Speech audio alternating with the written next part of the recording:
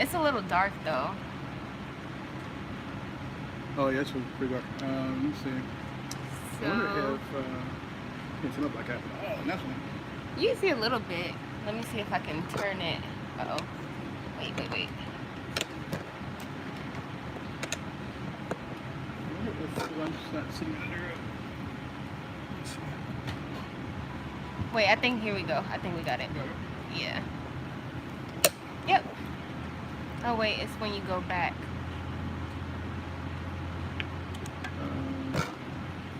Okay. Hey y'all. How y'all doing? I think it's only one person on there right now, but that's cool. All right, so to all of you that are new, this is your girl Kiara Shanice. I am currently living and working in Kuwait, and we have here my pal Michael Johnson, and Yep. we already did an interview about a month ago. Yeah, it's about a month ago. So about a month ago, and we just kind of doing like a follow-up, catching up, and just chilling and hanging and banging.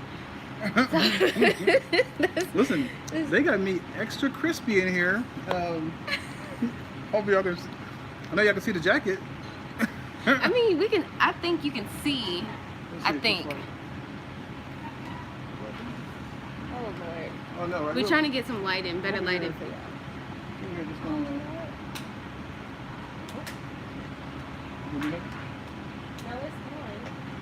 But is it plugged in? Oh.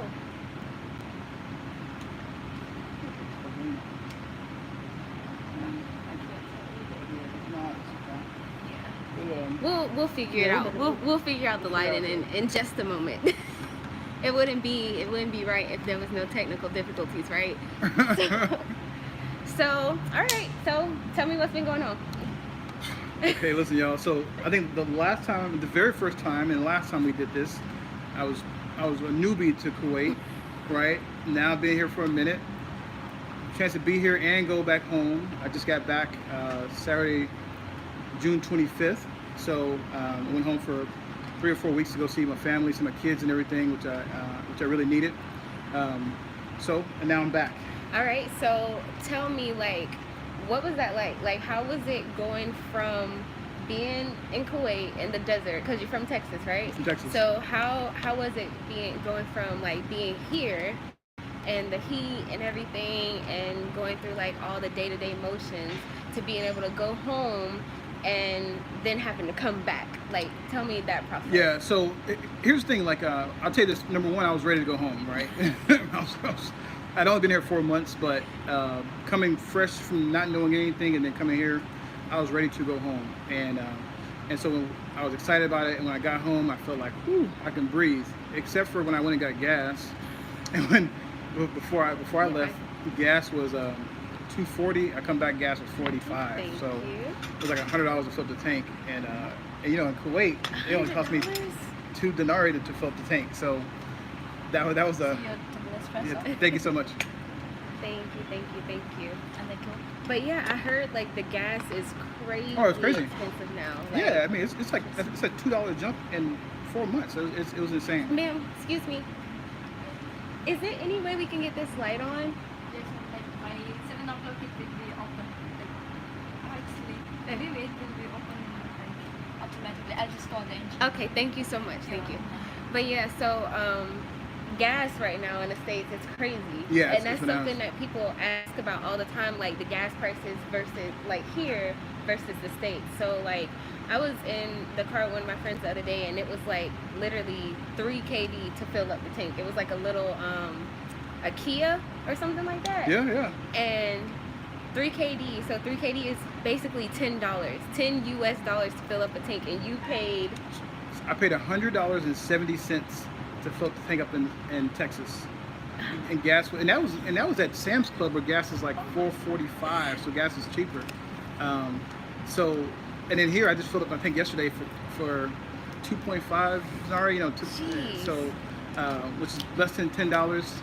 So that's a tremendous difference. Was the gas prices? That's literally like 10 times It's less crazy. the price. Yeah, it's Wow. that was a huge impact, huge impactor. 'Cause like I said, it jumped up $2 right before I left, and so that was something I wasn't used to. And then the other thing is here I tell you, we have free health care.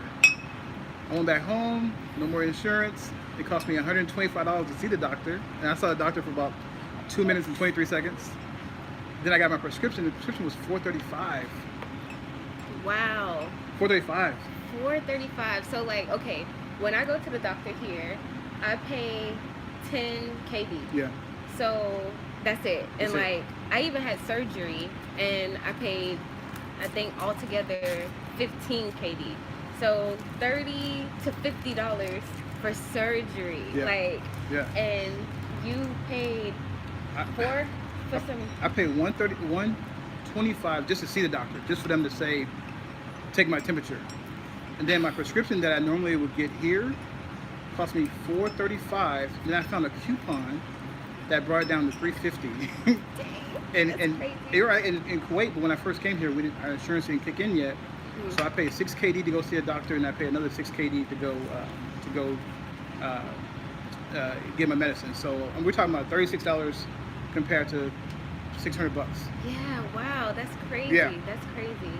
So like, as far as like being able to go home and like see your family and everything, like how was that? Like after being away for you had been here for, you said 4 months? About 4 months. 4 Yeah. months? Yeah. So how was that? It was good. It was I have 2 kids. My son's 14, my daughter's 19. So the thing about it, when you come overseas, time doesn't stop over there, right? And like I had to kind of accept that too, because like I told you earlier, I went back in December, and like the kids still growing, they're still going to school, everything's still going on, and then like you come back and I don't know why, like, well, I don't know if it was the same for you, but like for me it was kind of like I had like this mentality that everything would still be the same when I went back. Boom. Yeah. And then you come back and everything is completely different. It's totally different. So, It's totally different. The thing is, everybody is continuing their life, right? So, and they're not really waiting for you. So, we do the video call and all that daily, but it ain't the same as being, face to face with somebody. So I come back, my son got a full beard, and he's tall as me, but he's 14. My daughter's working full time. Yeah. Okay. Thank you so much. Oh, okay, we got. And there's one. Oh, we got light, Well, we y'all. got light. Hold on, We let's got see. light. Let's see if that made a difference. Yeah, look behind. We got some light. There's some light. There we go.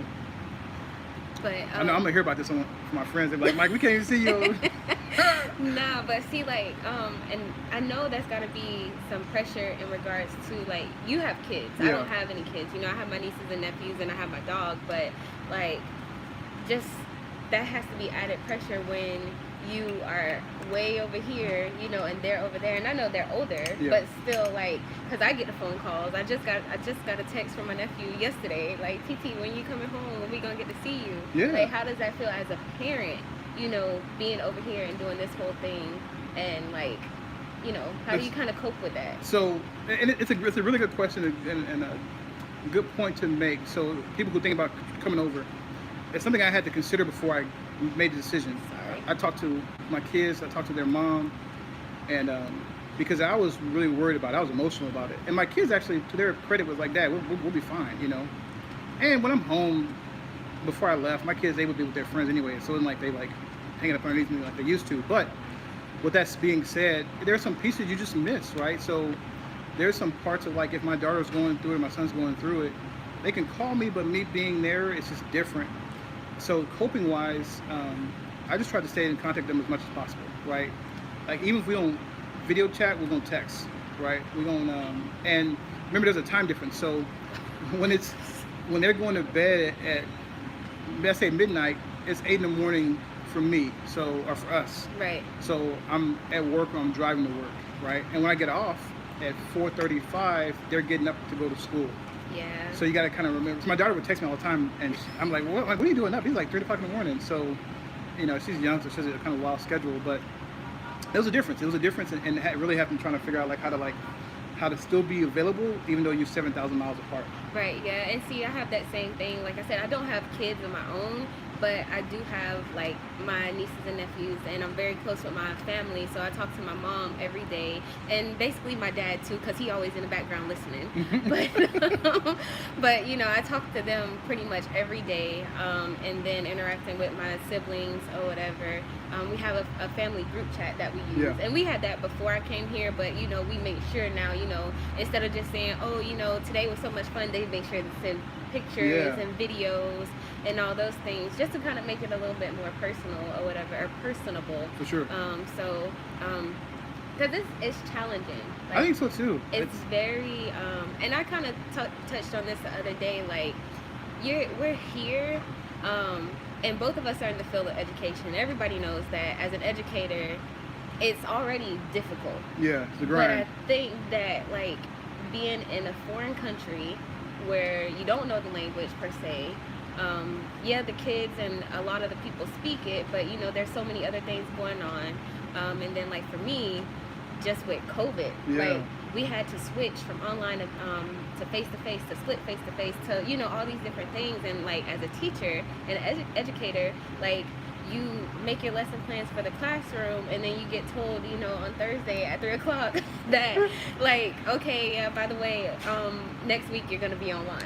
You know, that's a whole different like added set of pressures that, you know, and that come along with just already the pressures that you have with teaching. So no, you're right. So it's funny because speaking of your latest video, I watched it, and I told Carrie earlier, I said I empathize with her because it's hard to explain to people what you go through when you're out here, right? And it's not like woe is me, it's not pity party, but what it is, it's like it's a different experience, right? There's a bit of isolation because of you're away from your family and the language barrier, right? So when you go out, you got to find a way to communicate with everyone. And you know, we're in education, so we're dealing with other people's kids, right? And we're dealing with like, you know, and there's just things about being in a different country, and particularly a Middle Eastern country that has rules that religion impacts the rules. So there's just a lot to it, and I don't know if people fully grasp the mental health aspect of it. Right. Because it does. It takes a toll. And you made a really good point about it being isolating. Like, I like to consider myself an outgoing person, but even me being outgoing, you know, you can't force other people to be outgoing. So, and then like trying to find a good friend group or whatever, and you know, just people that are kind of like-minded and all that, like it can be a challenge. Yeah. I got lucky, you know, because I had some friends that I worked with. We came in at the same time, so we had that to bond over. But did you have a similar, or did you? Because you came like by yourself, like flat out. I didn't know anyone. Like when I say I didn't know anyone, I didn't know anyone at all. But you know, where I worked at, I was able to connect with some people right away. But here's the thing that people don't tell you: people leave all the time. People leave all the time. It's almost like this. Your family's, you know, you try to create a new family, and then they own contracts, or they decide to leave.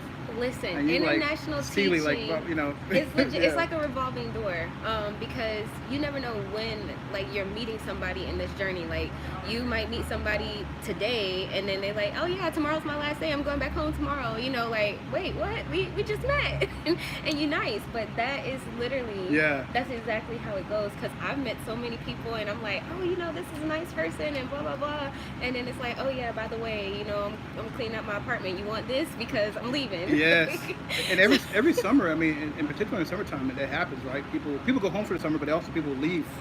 Period. Like for good, yeah. Right, for good. And the few people at work that I had really kind of connected with, who were American, who, you know, understood the experience, they left. So when I came back from going home, you know, I'm sitting in my apartment. I'm like, listen, you know, okay. What are we gonna do now, you know? So it's different. It's definitely different. So I did have some questions. Oh, and by the way, in case you guys were wondering, we are at, what's this called? Chaco Cafe? Yep, in the Symphony Style Hotel. Symphony Style Hotel in Salmia. Just having, you know, I would say some drinks, but not really drinks. Just some coffee, and we got an espresso over here. Might have some shisha and some food or whatever, but that's kind of where we're at. We're hanging out. But I did have some questions. I'm ready. What you got? Okay, so we already kind of talked about like your experience going and coming, from Kuwait to the States. So now that you've had kind of a little bit of both or whatever, what would you say like are the major differences between living here in Kuwait versus living in the States? Gotcha. Okay, so I'm gonna try to be. So No, just take your time. yeah. So here's the thing. So there's significant pros and cons, right? And each person's pros and cons are different because it depends on what you enjoy. When I go home, I just went home, and there's a sense of freedom, right? Like in the States, I feel like do what I want within reason, Okay. legally. I can You kind of wear what you want. where you I can want. drink. I you can can give. smoke I in can do public, whatever I like, want to yeah, do, right? Okay. Okay.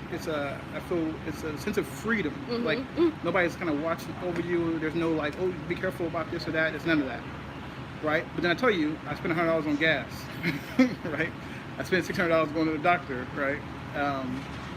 There's some parts that you do in fact have to you don't are able to experience, have by going back home. Conversely, when I'm here, like I said, gas and healthcare is a big deal, It right? is. It's huge. It's a really, really big deal. And I work in a nice facility. I said, but then there's this period of isolation. There's this period of like restriction that you feel like, once again, it's like a bunch of what you cannot do. It's just part of it. It's what you sign on to if you're gonna live in someone else's country. You're a guest in someone else's country, so you can't come here talking crap. You gotta have to be mindful. Yeah, be mindful at of all it. times. And I think that's one of the biggest things as Americans. Like, we don't really realize the privilege we have until you go somewhere where you don't necessarily have those same privileges.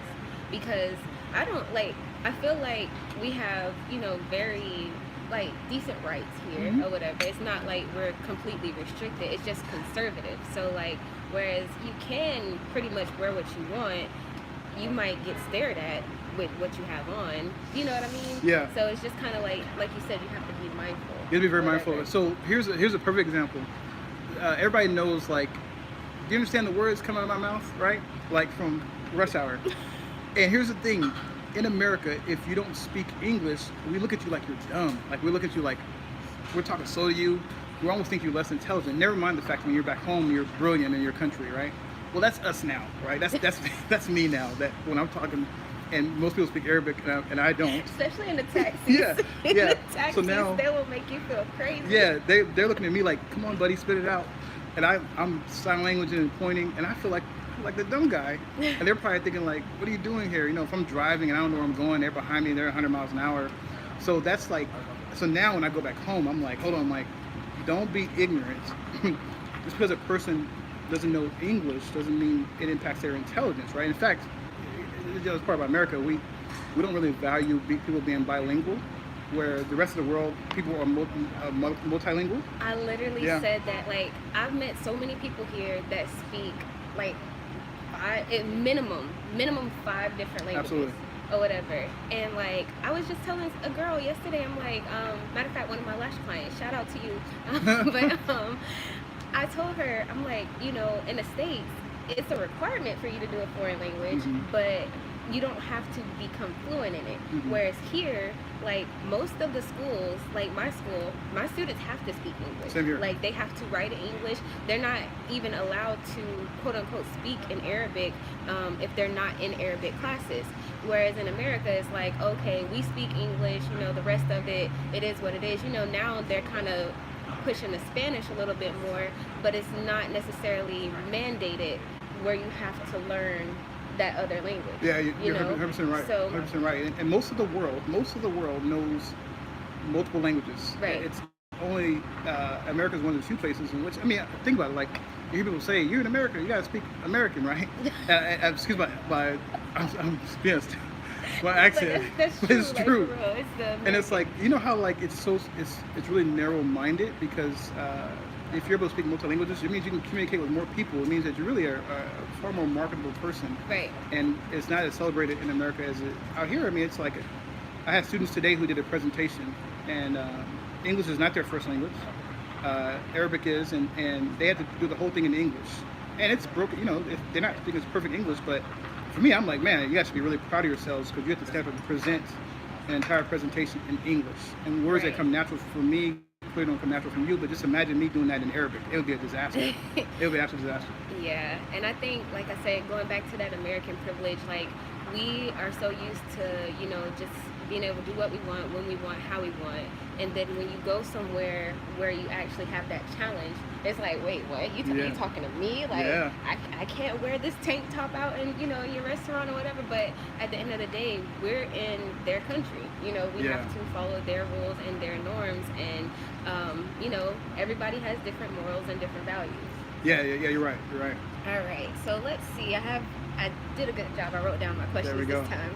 Okay, so I would say we kind of covered that. I was gonna ask, like, what are your thoughts about your rights here versus the States? And I kind of went into that because the recent mass shootings and things like that. So how do you feel about not being able to carry a gun or even have a gun in Kuwait versus in the States you probably can go and get one freely, because I am a gun owner, a registered gun owner in the States or whatever, and so so I'll tell you this, that's a good question, because one of the things that is a big difference is safety. So when I tell people I live in Kuwait, everyone's like, be safe, you're safe. I'm like, listen, so it's probably the most safest place you're going to be at. Never am I fearful of violence, right? I mean, you're going to see people being aggressive in driving, and you'll see people really being aggressive maybe within their culture, but I have never a sense of somebody coming in and shooting the place up or anything like that. It's just not that feel at all. And partly the laws are so strict here. If you commit a crime, the punishment is severe. I went to the U.S. Embassy a few weeks back before I left, and they were pretty upfront. Do not commit a crime in Kuwait or another person's country. The embassy can't come get you, rescue you out if you're wrong and you commit a crime. And so it's generally a really safe place. It's actually really family oriented. If you have a family here, that's what most people do. You see a lot of families at midnight out at the beach, at the park. Yeah, it's like one of the safest places you're gonna be at. So I talk about freedom, and in America you have a lot of freedom. You have the freedom to go buy a gun at the pawn shop or whatever, but that also comes, 4th of July they had another mass shooting in Chicago. Right. Yeah, which is like, it's a give and take, man. Do you want the ability to live freely, but that comes with that, or do you want the laws? I'm not saying which one's right or wrong, but it's definitely a difference. No, and I agree, because even just going into work, because I think that freedom is not just the ability to be able to do certain things. It's also about having peace, and so I didn't think up until the mass shooting that happened in Texas or whatever, I'm like, you know what, we had our mass shooting drills or whatever, but it wasn't like, okay, you know what, when I was in the States, we had actual lockdowns. Yeah, absolutely. And we had actual lockdowns on a regular basis. You know what I mean? So I was oblivious to the fact that it could happen, but I didn't think about it. Yeah. Whereas in the States, it's like you going into work, and that's yet another stress that you have to think about when you're teaching in the States versus teaching somewhere else or whatever. So I agree, it's nice to have those rights to be able to buy and purchase firearms and things like that, but at the same time you have to think about the consequences that those rights come with when anybody can go out and purchase a firearm and things. So absolutely. Here's the thing, and before coming here, I was so ignorant to the only thing we know about the Middle East is we saw in movies and TV, right? It's the only thing, right? We see people in habayas or hijabs. You only knew one thing, and then I'm here and I'm on campus and all my students are wearing habayas and hijabs, right? So your mind changes so quickly, and it's kind of embarrassing of how ignorant I was to the culture prior to coming, because the only thing I knew was what I saw on TV. It's what people do to people that look like us, who they don't know anything about us, but the only thing they see is on TV and media that doesn't portray us in a positive light. And when they realize, oh yeah, we're like everybody else, we're just normal people, and we have been discriminated against strictly based on a person's misinformed thoughts about us. Okay, so I'm gonna go off the rail a little bit. This is not one of the questions, but since you mentioned us, as in black people, so what's your experience? Because I get this question all the time, what it, as far as being black in Kuwait, like what is your experience as a black male in Kuwait? And then I'm gonna even add in, like, would you rather be a black male in Kuwait, like live here, or be a black male in the U.S.? Ooh, that's a tough one. That's a tough one. That's a tough one. Like, let's say you didn't have children, a family to go back to. dig Like, it. let's do that. Ooh, okay. I know it's loaded. Yeah, super loaded, super loaded. So, to be totally frank, before I came, people said, "Oh, Kuwait, they love blacks here." That I don't know if they don't hate us, but it's not like I don't think there's an admiration. I don't actually really think they see us that often, right? What I mean by that is, like, I don't get too many people like acknowledging that I'm a black male. Because you know why? Sorry to cut you No, off. please. But so what I've learned here is that it's not about the races here. It's more of the nationality, and then like your monetary status. Yes. But so they're really not like the whole, you're black, you're white, you're this or whatever. It's really the nationality. 100% on, right? So, I mean, there's a social caste system here, right? Like, it's like listen, I'll tell you, if I was a Kuwaiti national, I would never leave because they are well taken care of. I mean, sincerely, like, the government does a good job of taking care of their people, right? Like, As they should, yeah. I admire how well they get taken care of, and I wish the U.S. Would do some of the same. I mean, we're talking about free health care, we're talking about free schooling through college, right? They're well taken care of.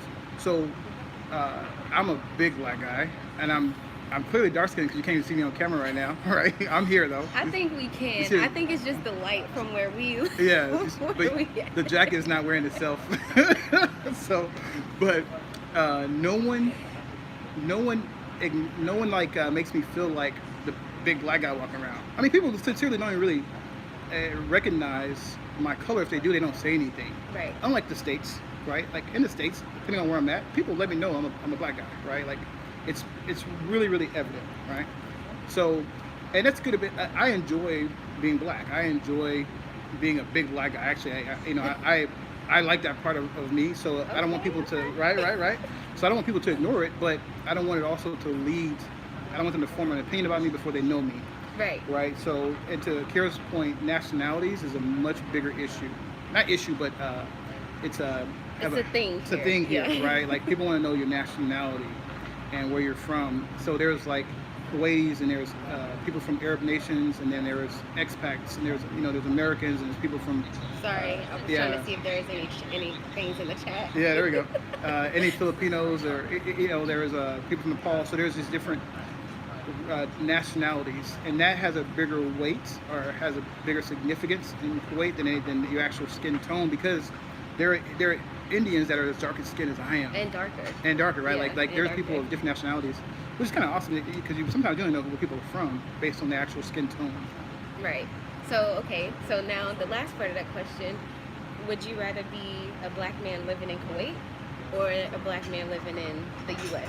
Like, given the fact that you don't have any like family back home or anything. Yeah, but do you mean like from a dating standpoint, or do you mean like from a? No, just like a like okay. So for instance, like with the Trayvon Martins, with the Philando Castile, would you, like that type of stuff that's happening? Like, it's a good question. It's a deep question because I enjoy being a Black American.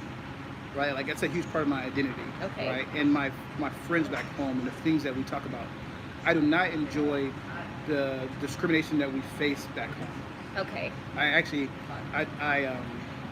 despise it because it's so it upsets me big time, and I sincerely don't experience that here based on me being black. I might experience that here because I'm American, but not because I'm black. Right? You see what I'm saying? So. I appreciate the fact that I can walk freely and no one's looking at, no one's treating me different because I'm a black guy. Maybe treat me different because I'm American, which is different. So I think I would prefer to live in America because that's what I know. That's home for me, and I enjoy that piece of it. But I wish I could trade. I wish America would treat us better. Okay. Right? Well said. Right. Like, no, right. I can't. But that same question to you. What's your? Okay, yeah. So like. Don't leave me out there. So as a black woman in Kuwait, like, life is fabulous. No, I'm just. I'm just kidding. They do love y'all though. But no, like for real, like I get told I'm beautiful, and not just like I'm not fishing for compliments. I don't need that to survive. But like in the States, it's more of, oh, you're beautiful for a black girl. Mhm. Like, why is it just for a black girl? You know what I mean? Sure. Like, why can't I just be beautiful or whatever? Whereas here, it's like, oh my gosh, you're so beautiful. And then another thing too, like if I wear my natural hair out, I don't get like the crazy stares or anything like that, or get asked to have my hair touched or whatever. And I'm not the type of girl, like I don't necessarily mind, because I know that for some people it's different. But like when other people have their hair done and curled and colored and everything, you don't go up and ask and say like, can I touch your pink hair today? Yeah. You know, so like why when I have braids, which braids are very common, then now you want to play in my hair, you know what I mean? For sure. So Yeah, it's absolutely. like that's one of the things that I really enjoy that about being here or whatever. And then just being a woman here is great. Like I do get catcalled or whatever, but I get catcalled in the States as well. But opening doors, like most men, or like, you know, any people that are in service here, they'll open your doors, they'll carry your groceries to the car Yeah. for you. Like it's just a different level of existence or whatever. But as far as living and being in a place, I actually don't mind living in Kuwait.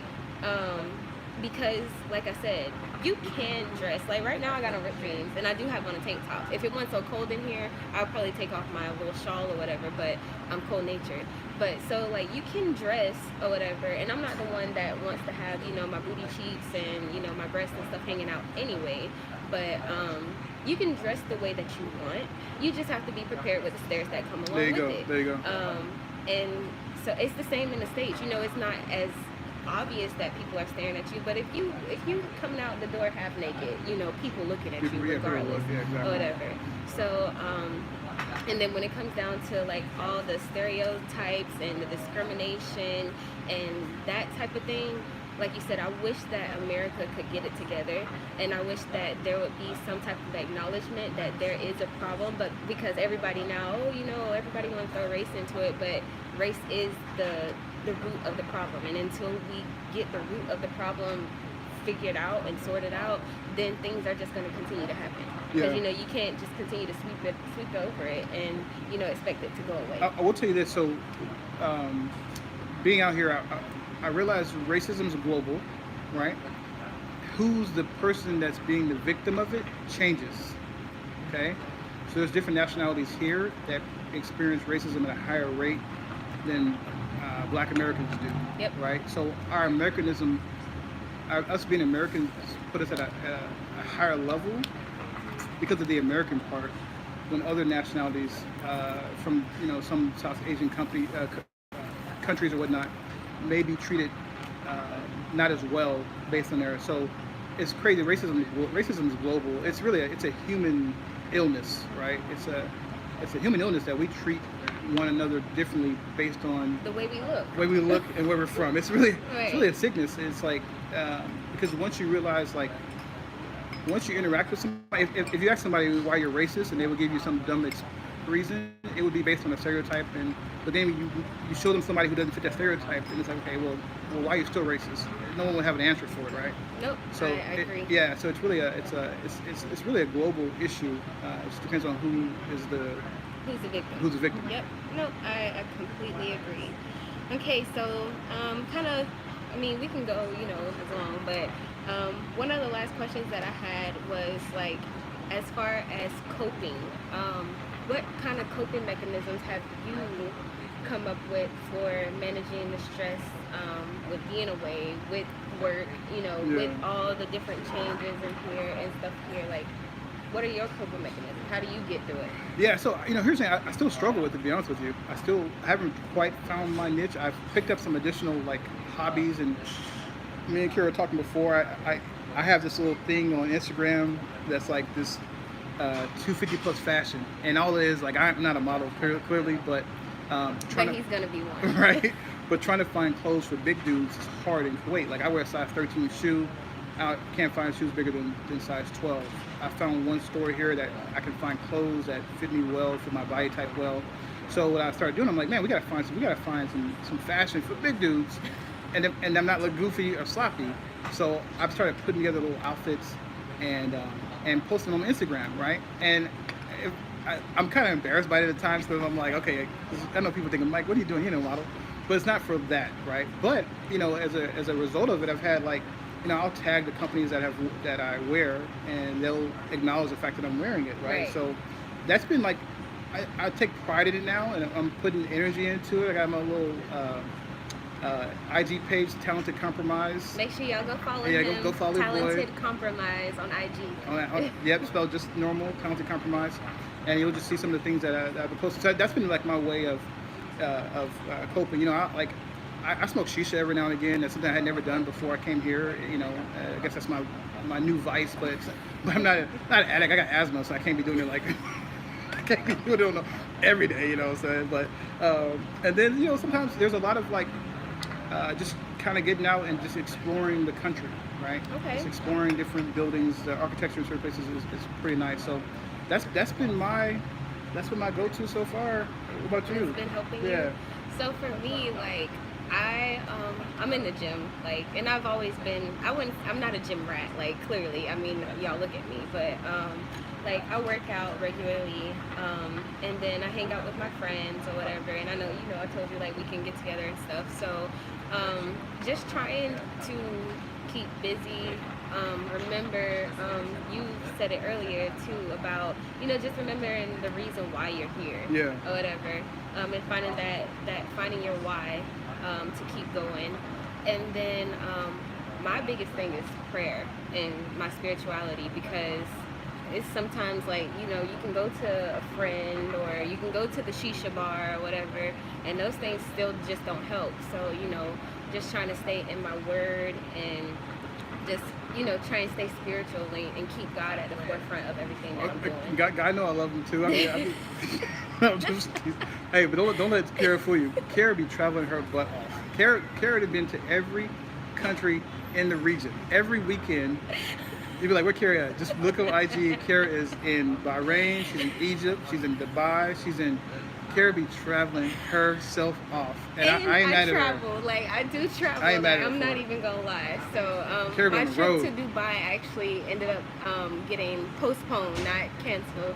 But I've already been to Dubai twice, so I'm not bragging. I'm just saying. So it wasn't harm or hurtful per se, because I told y'all I didn't even really feel like going anyway, and I got moved into my apartment. So but yeah, that's another thing. That's another coping mechanism to travel, because I mean, part of the reason why a lot of people come here, in my opinion, and from what they've told me, is they come to travel. They come to save, live tax-free, and see the rest of the world, because here is like the melting pot. It is. Everything's right here. So someone told me just this week, it's a good thing. It's called IBM. You ever heard of it before? IBM, okay? And when they said it for me, I'm like, what, the computer? No, not the computer, because that's what I thought she was talking about. But she says, trying to figure out the acronym. Right? She Internal body mass? No. It's that's hilarious. Inshallah, Bushallah, and Mushallah. All right? Inshallah, Bushallah, Mushallah. Right? So what it means, Inshallah, you hear everyone say that, it just means God willing. Okay. Bushallah means that when in God's time. Okay. And Mushallah means God always works it out. Okay. So because here you'll notice they'll give you a date and things don't always happen on that date, right? Like the sense of urgency is not the same at time, right? They don't they're on super CP time, like they're on CP max time. So if you're not used to it, you'll be frustrated. You'll be like, y'all said this date didn't happen, right? And you'll so to get past that, it's a mindset of like, okay, number one, if it's in God's will, it'll happen. Okay. Number two, it's always in God's time. So if it don't happen on the day I tell you, don't worry, God is in control. And number three, when it does finally happen, even though it may be a month later, see, it all worked out. That's a good. So inshallah, Bushallah, Mushallah. Yeah. Okay. And forgive me if I'm saying that, but y'all get me. IBM. IBM. Yeah, it's God's will, God's time, it always works out. God always works it out. I really like that. That's straight, right? Yeah, no, yeah. That's really dope, because, I mean, I honestly don't know how people, and I'm not judging. You know, if you don't believe, then that's between you and you. But I don't know how people do embark on a journey like this without some type Yeah. of spiritual foundation. It's I tough. really don't know how you get through life without a spiritual foundation, because it's like, I feel like with spirituality, it gives you a sense of being, a sense of purpose, and then it also gives you like a set of rules and morals to kind of live your life by. Mhm. You know, because I know like I've spoken to a lot of people that are of the Islamic faith, and they've told me, you know, like if you read the Quran, then it kind of tells you how you're supposed to live, how you're supposed to do things, and it's similar to the Bible. Absolutely. You know, the Bible tells you, you know, your 10 Commandments, what you're supposed to eat and what you're not supposed to, you know. So I think that, you know, having that in anything you do is definitely extremely important. I agree 100%. So, but yeah, y'all, we're really just hanging out, catching up. It's been a while. We haven't. It's been. Well, we hung out like right before your. Yeah, before you we left, went, like, a week or two. we went to the little get together. So yeah, it's been a minute though. It's been a minute since I got a chance to come back on the podcast. Kara's blowing up. She's popular, super popular. Absolutely. Super popular. Just So your I'm regular, smegular. I'm just a fan. I'm just trying to hang out. You know, I said let me just hold the No, camera. he's part of the crew, y'all. He's part of the crew. Let me just hold the camera. That's all I want to do. But no, it's good. It's good to find people that you can connect with, and you know, it's not a lot of us here, so to find good people is important. And, That's true. And so I know people always ask about coming out. Before you do, just make sure you know what you get into. Right. Do Right. your research. Do your research. Like, do your research. It's, you know, it's nice to do things like spontaneous sometimes, but at the same time, you kind of got to make sure you know what you're getting into, because you never want to walk into a situation where you're going into a foreign country and, you know, you don't have what you need to have, you don't know what you need to know. That's going to be a sad time and sad day for everybody. So yeah, most Yeah. definitely. Hey, if there's special products you use out here, get them from the States and bring them over. Like I use Vaseline intensive care here. It's gonna run you about $12. Back home it's $2.99. So You're right. when I went back home, I You're brought over right. like 6 bottles of it. Yeah, because Yeah. I used the green one, the aloe Yeah. one. Yeah, and I told my mom, I was like, I was able to find it, but it's expensive. It's expensive. It's imported in, and it's gonna cost you 4 KD, about $12. Yep. So I brought over enough to get me through my next stay here. Yep. But that's about it, guys. We're gonna wrap up. Make sure you go follow Michael's page for his little thing that he has going on. Talented Compromise on IG. You can follow me on IG also. It's sincerely_Kiera. And we look forward to seeing you guys again. We're gonna do this again. We're gonna do this We again. definitely gonna do it again. This is a family reunion. We're gonna do this again. All right. All right, guys. I don't know how to end it.